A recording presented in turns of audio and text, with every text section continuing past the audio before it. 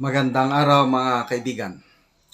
Pag-usapan natin ngayon ang lumutang na kaplastikan o pagiging ipokrito, pagsisinungaling ni Attorney Laila de Lima.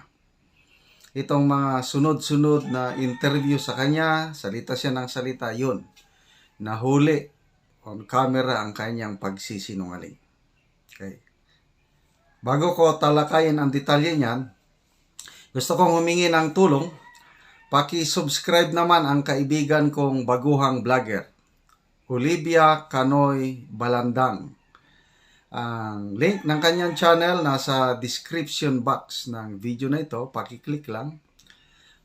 Asawa siya ng dati kong tauhan, Master Sergeant Paulino Balandang. Salamat po. Okay. Nung palabas na siya sa detention center, ito, may napakagandang sinabi ni Attorney Laila de Lima. Pakinggan natin. Ulitin ko, napakagandang kataga niya, binitawan para kay Pangulong Duterte. Almost 7 years in detention. You've mentioned about surviving persecution. Do you plan to go after your persecutors? Do you plan to sue them? And your message to former President Rodrigo Duterte? First, yung message ko kay former President Duterte, isa lang sasabihin, God forgive him and God bless him. Yun lang muna ngayon. Marami pa akong pwedeng sabihin sa kanya.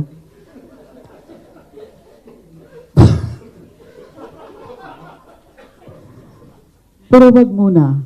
I don't want to be so, I don't want to be political sounding tonight, because this is a moment of joy. This is, a triumphant moment for me. So I, as much as possible, I want to be gracious. And so yun na lang muna. God forgive him and God bless him. Okay, nung una kong mapanood yan, sabi ko, wow, okay to ah. Kasi, God bless him. God forgive him. I want to be gracious. I don't want to sound political. Okay. So, enjoy niya muna yung kanyang triumph. Nakalabas na siya. Okay talaga yun. So, when we speak blessing, maganda yun yung God bless you. God bless you. God forgive you. Maganda yun. Akala ko, ganun na siya. Tuloy-tuloy na.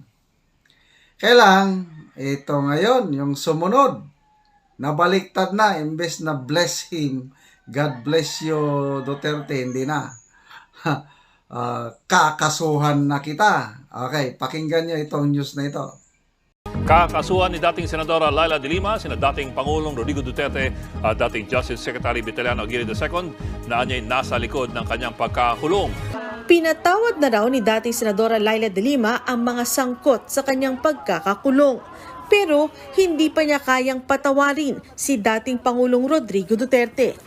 Yan, isa na lang ang hindi ko mapatawad. But I've been praying that I'd be given the grace that one day I can forgive him. So in the meantime, ang Diyos na lang muna ang magpatawad sa kanya. Masyadong malalim ang sugat ni de Lima, lalo't naniniwala siyang si Duterte ang kumilos para makulong siya. He knows exactly what he did to me. He knows. Kailangan siya talaga humingi ng katawaran. Hindi lang sa akin, kundi sa mahal na Panginoon. Oh, di ba? Hindi ko kayang patawarin si Duterte. Ang Diyos muna ang magpatawad sa kanya. Okay, konting spiritual lesson. Okay. I don't know, very basic yung Lord's Prayer, yung Our Father. Our Father, who art in heaven, hallowed be thy name. Thy kingdom come, thy will be done on earth as it is in heaven. Give us this day our daily bread. And forgive us our trespasses as we forgive those who trespass against us. Yon. Baka hindi naiintindihan ni ex-Senator de Lima tungkol nito.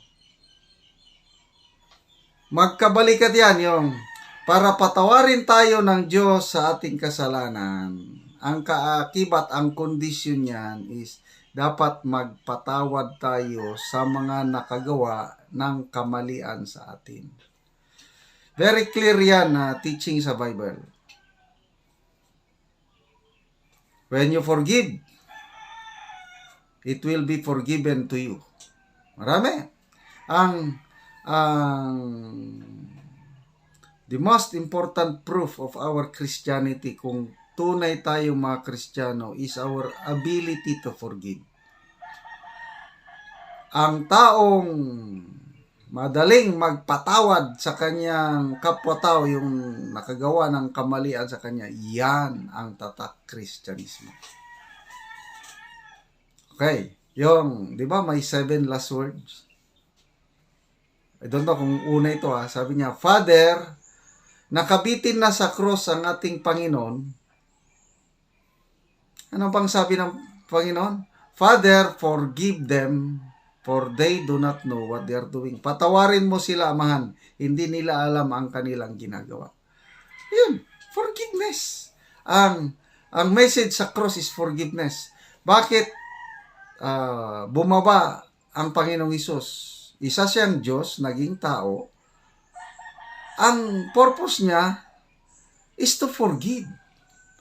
Yung death and resurrection niya, death on the cross, nailibing, then nabuhay muli. Ang sentro nun is para mapatawad ang ating kasalanan. Yun ang mensahe ng cross. Forgiveness.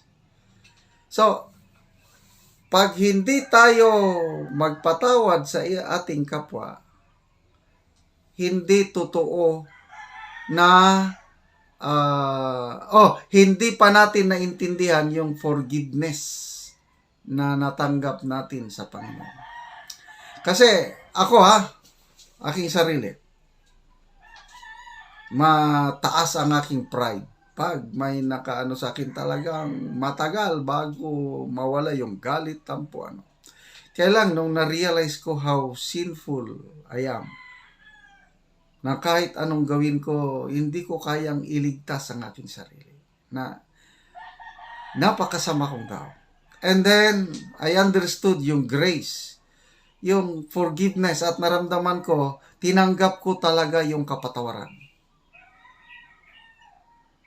And in return, ano ang gagawin ko na napatawad ako ng gusto? The best way is to forgive others. Kaya ako ngayon, salamat sa Diyos sa grasya, madali akong makapagpatawad. Kahit hindi pa humihingi ng sorry, wala na, pinatawad ko na. Ganun. Yung relasyon naming mag-asawa, nag-improve. Bakit? Noong una, matampuhin ako. Talaga, walang imik-imik. Ngayon, pag away mag-asawa, wala na. Lord, bahala ka na. Thank you, Lord. Wala na. Magandang relasyon kasi madaling mag-forgive and forget. Ito, maalala kong kwento, tunay na kwento ito. Isang pastor, nagkagirian sa kanyang wife. So, nagkatampuhan, naghinanakit siya. And then, nadisgrasya yung pastor. 50-50 agaw buhay. Ang kwento ng pastor, nagbiyahe na ang kanyang soul and spirit at nandun na siya sa pintuan ng langit. True story ito Pagdating doon is, hindi ka makakapasok. Ganun ang sabi sa kanya. Bakit? Pastor ako. Di ba nag-away kayo sa iyong misis? Hindi mo pa nga siya natapatawad sa puso mo, di ba may hinanakit ka? Yun, napaiyo ko siya. Opo. Balik ka sa lupa at ayusin mo ang relasyon mo sa asawa mo. Yun, nabuhay siya. At ikwininto niya ang kanya. Mula noon, yung pastor na tauhan. Dahil sa kwentong ito, yun na rin ang aking lesson na hindi pwede yung tampo-tampo. Nako, Hindi pala ako mailangit pag magharbor ako ng kahit tampo lang. Kaya, patawad ka agad. Wala na, mahirap yung impyerno, napakainit doon. So, yun po ang ating spiritual life. Very basic yung forgiveness. Okay? So, I don't know, although naiintindihan ko si Senator De Lima na matagal siyang nakakulong, naghinanakit. Kaya lang, huwag na lang siyang magbiti ng salita tungkol sa God bless him, God forgive him, tapos siya naman hindi makapagpatawad. I pray, Senator De Lima, na maintindihan mo ang forgiveness ng Diyos. Walang kondisyon. Yung pagpapatawad ng Diyos sa atin, walang kondisyon. Kaya dapat tayo, wala ring kondisyon. Huwag na nating hintayin na yung taong nakagawa ng kasalanan sa atin ay hihingi ng kapatawaran. Hindi po yan ang kalooban ng Diyos. Right away, you decide. I decide. I forgive you. Kahit hindi humihingi ng kapatawaran. And sa pag ginagawa ko yan, nakakaramdam ko ng kapayapaan, kaligayahan. Kaya ako, parang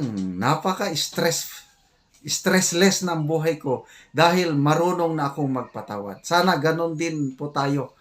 Marunong tayong magpatawad.